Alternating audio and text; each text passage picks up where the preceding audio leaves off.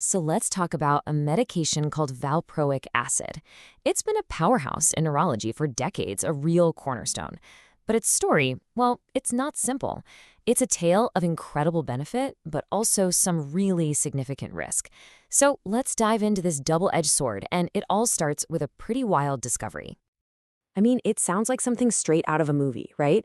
But that's pretty much exactly how we found valproic acid. You see, it was just being used as a basic solvent, to dissolve other experimental drugs for testing. And then researchers stumbled on this incredible secret. The solvent itself had these powerful anti-seizure properties.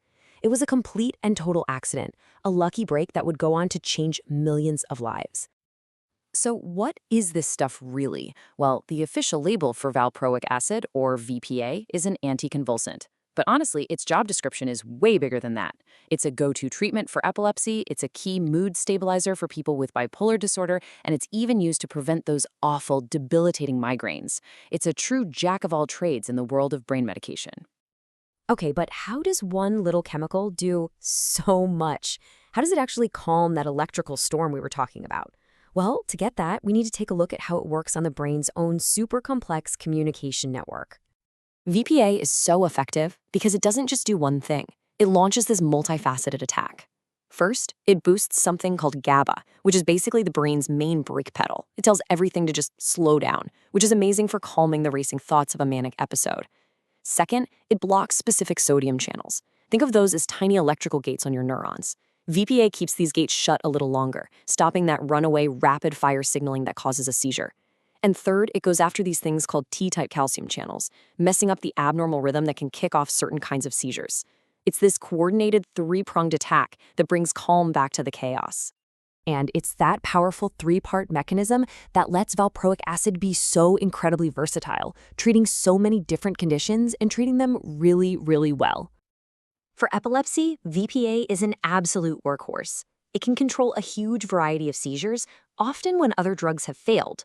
For someone with bipolar disorder, it's a first-line mood stabilizer, able to pull them back from the intense, overwhelming highs of mania. And for people who suffer from migraines, it acts as a shield, preventing the attacks before they even start, giving them their life back. Now, for epilepsy, that term broad spectrum is a really big deal. See, a lot of anti-seizure meds are specialists. They only work on one or two specific types of seizures. Valproic acid, it's a generalist. It handles a bunch of different kinds. So for a patient who has multiple seizure types, this is a total game changer. It could mean taking just one medication instead of a whole cocktail of them. But, and this is a huge but, all of this power and versatility comes with some serious dangers. In fact, the very thing that makes VPA so powerful, its broad, system-wide action, is also what makes it so risky. This is the other sharper edge of the sword. So on one side, you have the more common side effects, things like nausea, tremors, maybe some weight gain or hair loss. And while those are no fun, they're often manageable. But on the other side, that's where we find the rare but potentially life-threatening risks. We are talking about severe liver damage, a painful inflammation of the pancreas called pancreatitis, and blood disorders that can lead to dangerous bleeding. These are the things that need immediate medical help. And then we come to the single greatest risk associated with this drug, 10%. Let that number sink in. If a woman takes valproic acid during the first trimester of her pregnancy, there is about a 1 in 10 chance her child will be born with a major birth defect.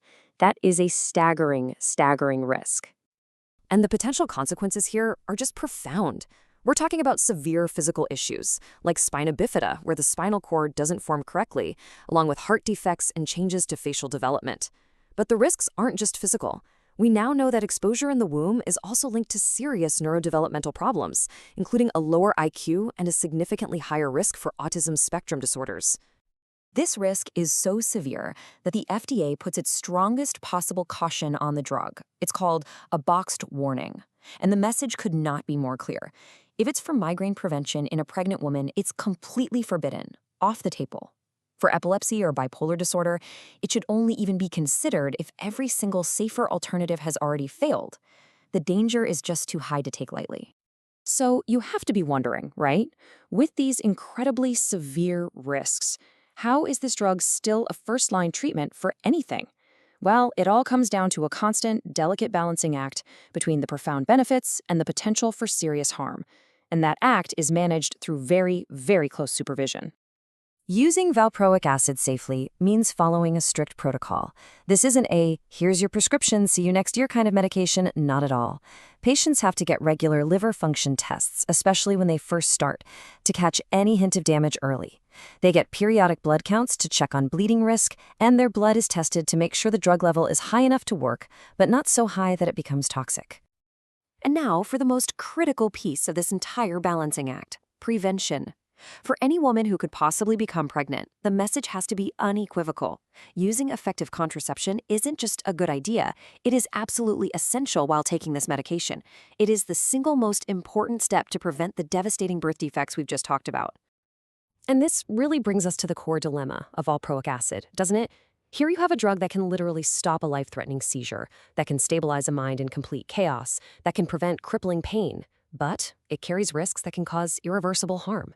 This isn't just a question about one drug. It gets to the heart of a central challenge in all of modern medicine. How do we weigh profound risk against profound reward?